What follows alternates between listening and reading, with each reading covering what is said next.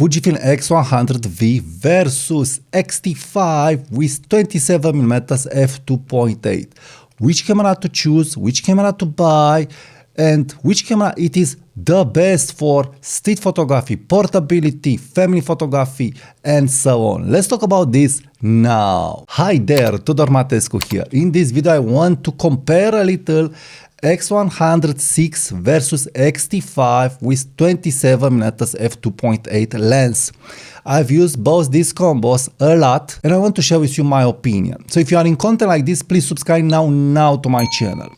The main question that you should ask is what you want from a camera like this. So if you buy an X100VI or V camera, what you want for it? Or if you buy an X-T5 camera with interchangeable lenses, what you want from it? Both these two cameras, X-T5 and X100VI, have similar specs regarding sensor size. So you have a 40 megapixel APS-C Fujifilm sensor with IBIS. But on X-T5 you can change lenses and you have a power horse camera that can take lenses. This is a portable, packetable camera that can't take lenses. It can take two adapters, a 28mm equivalent adapter and a 50mm equivalent adapter. I've used the 50mm adapter and I don't like it. So it's contradicting what X100VI, X100 series it is. So it's not an option. I didn't use the 28mm adapter, but I plan to use it in the future. So for the moment, I would not buy this camera, thinking that I will have a portable kit with the adapters. The 50mm adapter, if you want a 50mm equivalent lens on your X100V, it's not portable. It's big, chunky, heavy, so it's not for this. Better buy X-T5 with 35mm f2 lens. So you really must have a clear goal in mind what you want from that camera. But let's say you want from that camera portability. Is X-T5 with 27mm f2.8 as portable as X100VI?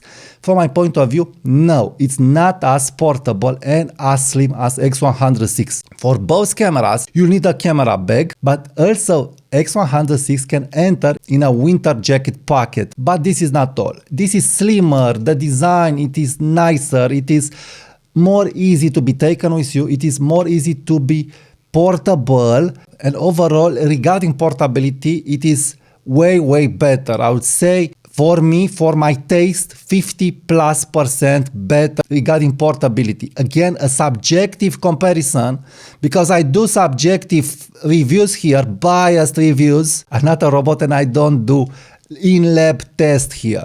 So this is better regarding portability, much better than X-T5. You don't have the EVF bump of X-T5, you don't have the grip bump of X-T5, and also that grip bump of X-T5 is not so comfortable to make X-T5 to be easily behold it in the hand, as I've showed in many other videos.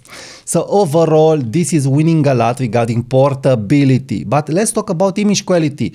27mm f2.8 versus this lens, because this is another important factor. Lots of YouTubers and myself said that this could be an alternative, but always I've said this is under the Fujifilm 20mm f2 lens. It is under because of the aperture. You have just f2.8, so you'll not be able to use this lens and body in low light situations. Of course you can use it, but it will not act like a 20mm f2 lens that it's also sharper. I did an in-studio test where I've showed that this lens on X100V, it is sharper than the f2.8 lens. And yes, it is sharper at f2. So image quality of X100VI is much better than the image quality of the 27mm f2.8 on X-T5. So this is why X100VI is winning the image quality battle. Now another point where X100VI is winning, it is that you have flash, integrated flash on you. You have an optical viewfinder and an electronical viewfinder, and also an ND filter. You don't have these options on X-T5. You just have an amazing EVF, but no flash, no ND filter. You must add an ND filter if you want to do this, and also you don't have a leaf shot shutter. Yes, the mechanical shutter of X-T5, it is very silent, but this is more silent, very ultra silent, I would say. It is the most silent camera that I have from all my cameras. So this is another point won by X100VI. Now regarding size and weight, yes, I do feel that X-T5, it is light with this lens, but not as light and as portable, how I've said, as X100VI. So overall, it's a pretty chunky package that I wasn't comfortable to take with me. So I've remained just with X-T5 and 27mm f2.8 for a long period of time after selling my X100V. And I've said that I will be able to replace X100V with this lens and X-T5. I didn't put my hand on X-T5 with this lens because, how I've said, of the aperture, of the size, and of the bulky package. But now, when I've bought X100VI, yes, I'm taking with me more and more X100VI compared to X-T5 with 27mm f2.8. So in conclusion, which camera to get? If you want one camera and one lens, definitely X100VI, it is the camera for you. The 35mm field of view, it is a very usable field of view in any situation.